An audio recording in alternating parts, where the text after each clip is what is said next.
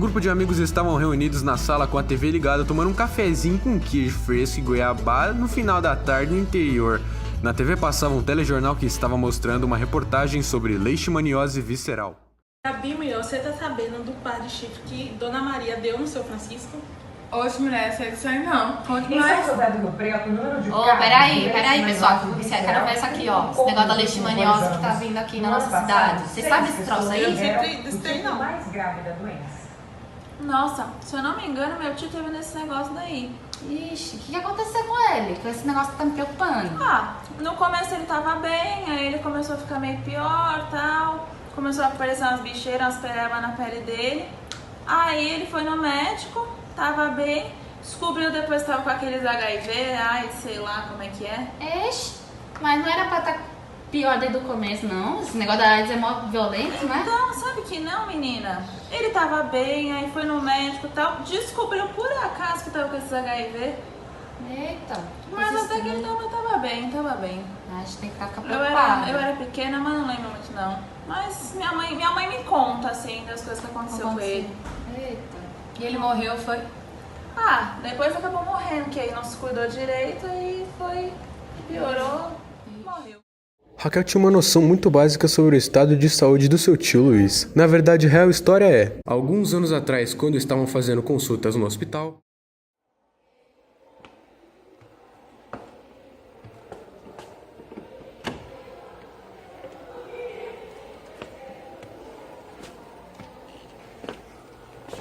Bom dia, senhor Luiz. Como é que Bom tá o dia. senhor? Tudo bem? Tô meio ruim. O que acontece, senhor Não Luiz? consegui fazer a janta de ontem. Ah, você tava fraco? Tava. Vamos conversar um pouquinho, senta aqui. Me explica melhor o que tá acontecendo. Eu tive diarreia ontem. Aquele trem danado saindo. Emagreci esses últimos tempos. E fiquei cheio de bicheira na pele aqui. Senhor Não Luiz. sei o que é esse negócio. O senhor pode sentar um pouquinho ali na maca? Eu vou dar uma olhadinha no prontuário e aí a gente conversa um pouquinho, tá bom?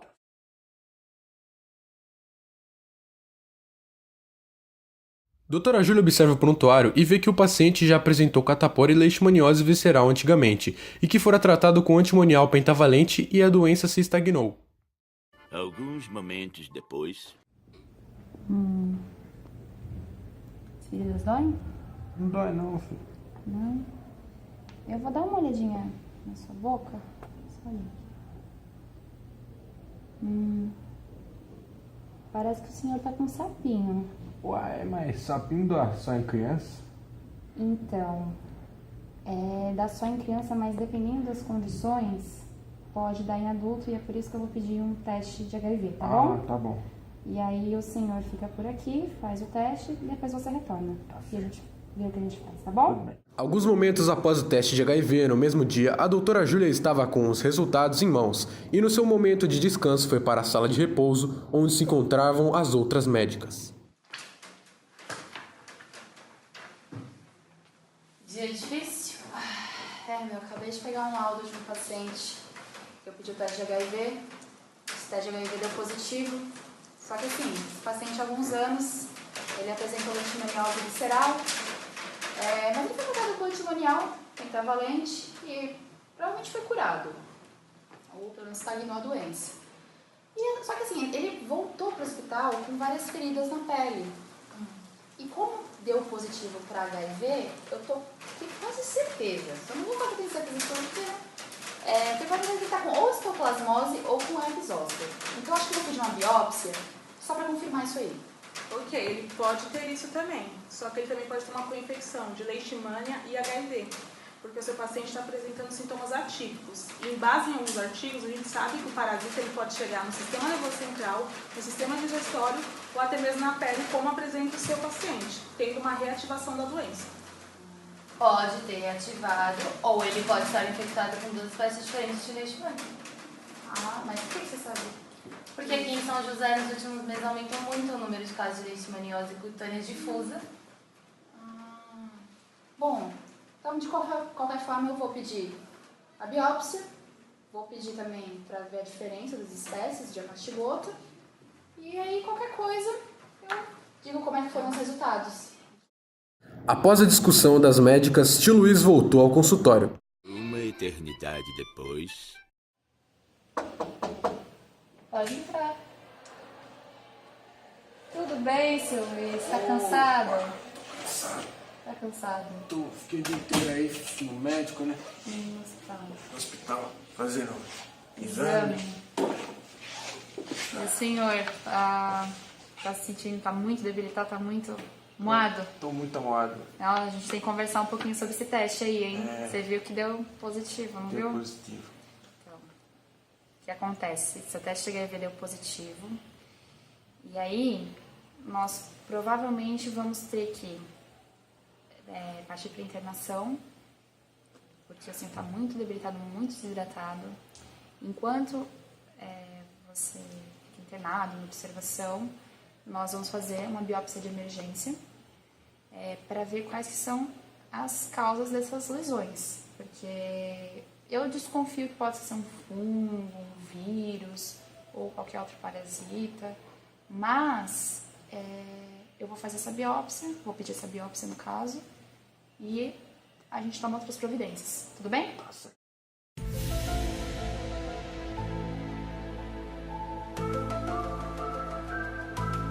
Doutora Júlia observou os resultados. Como será que o diagnóstico foi feito? O que será que ela viu? Tudo hoje no Globo Repórter.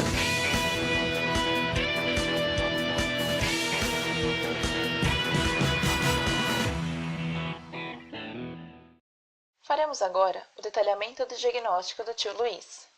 No início, a doutora Júlia analisou o prontuário do paciente e viu que ele já havia tido catapora e leishmaniose visceral. Essa havia sido tratada com antimonial pentavalente. Durante o exame físico, ela suspeitou de HIV por conta da grande quantidade de Candida albicans na boca do paciente, que é um indicativo de imunodeficiência, por este ser um fungo oportunista. Ela então pediu um teste rápido de HIV, que deu positivo, e solicitou que ele começasse a ser tratado com antirretroviral. Ao analisar mais de perto as lesões cutâneas, a doutora Júlia pensou nas possibilidades de herpes zoster e histoplasmose cutânea. E após conversar com as outras médicas, também adicionou as manifestações cutâneas de leishmaniose e descartou a herpes zoster, pela diferença das lesões. Seria então leishmaniose? As lesões são bem parecidas. E agora, que teste ela deverá fazer? Parasitológico, sorológico ou molecular? No parasitológico, deve ser feita a escarificação da lesão para a montagem da lâmina e sua observação no microscópio. Pode ser feito também o meio de cultura. É um exame de baixo custo, pouco invasivo e muito rápido. No entanto, é pouco específico, e se houverem poucos parasitos, há o risco de dar falso negativo como resultado. Para o sorológico, é feita a coleta de sangue periférico do paciente e a centrifugação. Será usado o soro para a pesquisa de anticorpos anti-leishmania. No teste de aglutinação direta, ocorre uma reação visível a olho nu dos anticorpos anti-leishmania quando o soro entra em contato com promas de gotas mortos. Essa aglutinação é o resultado positivo. Na reação de imunofluorescência indireta, ocorre uma reação antígeno-anticorpo, que, quando positiva, gera fluorescência. Esses testes são rápidos e fáceis, porém são pouco específicos. E há também o teste molecular, no qual pode ser feito o PCR, que é a reação de cadeia polimerase, caso haja dúvida quanto à espécie, e com o PCR em mãos, é possível identificar qual a espécie causadora da doença através da eletroforese. É um teste que é muito bom como diagnóstico por ser específico e sensível. No entanto, ainda é muito caro. Doutora Júlia solicitou um teste parasitológico e, por este ter dado positivo para a leishmaniose, foram também realizados o RIF, que deu reagente, e a eletroforese, que identificou Leishmania amazonensis e Leishmania chagas na lesão do paciente. E aí, seu Luiz? Como é que tá o senhor? Como é que tá? Tudo bem? Tá Estão bom. trocando seu soro? Tô providenciando outro aí. Estão providenciando outro e você melhorou? A desidratação tá melhor, tá sentindo melhor? Um pouco melhor. Bom, O soro, né? eu trouxe os exames, os novos resultados. Tudo bem. Olha, o que eu posso te dizer? Que eles me surpreenderam. Por quê? Ué, Por quê? Porque eu achava que suas lesões estavam sendo causadas por um fungo ou por um vírus, mas na verdade é um outro tipo de micro-organismo. Então, a partir dos seus exames, o que a gente descobriu? Que o senhor está com leishmaniose visceral, a que você tinha no passado. ué, mas não tratou. Você tratou, só que estava estagnada e reativou por conta do seu HIV. E aí ela está se manifestando de outra forma na sua pele. Só que o que mais me surpreende é que você não está infectado só por um tipo de leishmania, que causa leishmaniose visceral. Você também tem leishmaniose cutânea difusa, que é por outro tipo de micro-organismo, que seria outro tipo de leishmania. Um monte de ferida, né? Um monte de ferida na pele. E aí, o que acontece? A partir de todo esse quadro, a gente vai providenciar o anfotericina B lipossomal, vamos te indicar dessa forma, vamos observar seu quadro. A sua diarreia é muito por conta da leishmaniose visceral, que também afeta o intestino. Nossa, na pele, Na intestino. pele, em tudo. Então, a gente vai te observar, ficar em observação, vai usar esse medicamento que eu te informei e vamos observando o seu quadro. Dependendo do que acontecer, a gente vai tomando as devidas providências. Tudo bem? Obrigado, Então doutor. tá bom. Alguns meses depois, as médicas se encontraram em um dia comum. Oi, tudo bem? Quanto E aí, tempo? tudo bom? Vocês estão? Na correria, né? Na correria? Então, a gente acabou de ver um paciente HIV positivo, a gente estava comentando aqui sobre aquele paciente que você tinha comentado meses atrás. Sim. E aí, o que Então, deu? O que acontece? Esse paciente, por incrível que pareça, vocês acertaram no diagnóstico. Ele tinha leishmaniose cutânea difusa, ele tinha também leishmaniose visceral e tinha HIV. Só que aí, a partir disso, eu comecei a dar o anfotericina B lipossomal, que é o medicamento que é mais utilizado, só que ele já estava muito debilitado, já não estava respondendo direito ao medicamento. E aí ele veio ao óbito semana passada. Nossa, e não tinha outra forma de tratamento?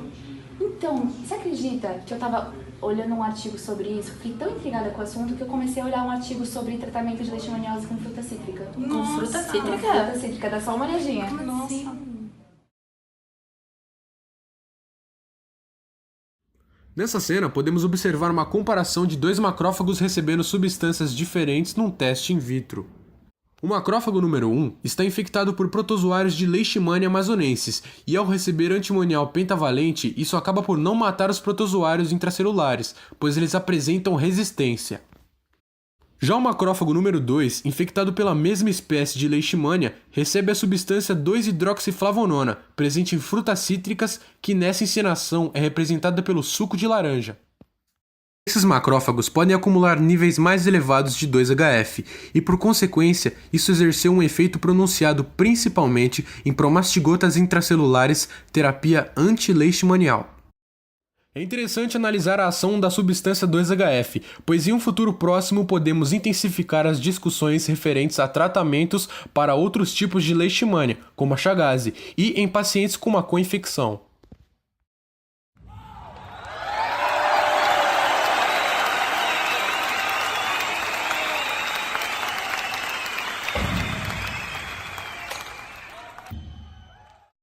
Pegadinha no balão do... Ai, ai, ai. Assim, quando estiver valendo, tá? Já tá valendo? Quanto tempo?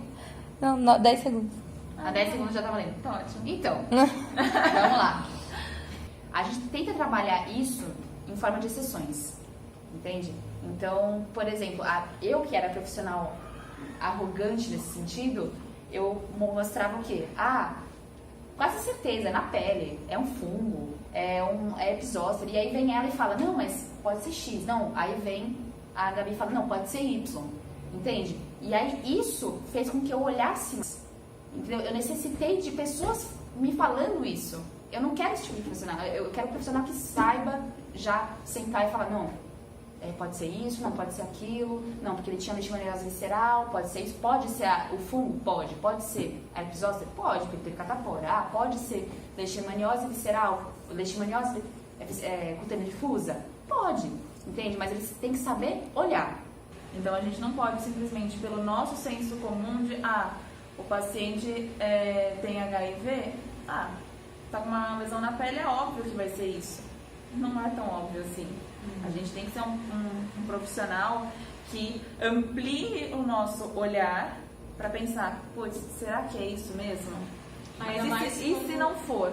Ainda mais quando o paciente, como no nosso caso, apresenta sintomas atípicos também, como diarreia, mostrando que o parasita pode chegar em tecidos variáveis. Exatamente. O que ela falou de tecidos variáveis, a gente viu pessoas com leishmaniose visceral apresentando a mesma na pele cutânea, né? A gente viu leishmania cutânea sendo apresentada nas vísceras, né? Então tem que saber que existem essas exceções, essas transições.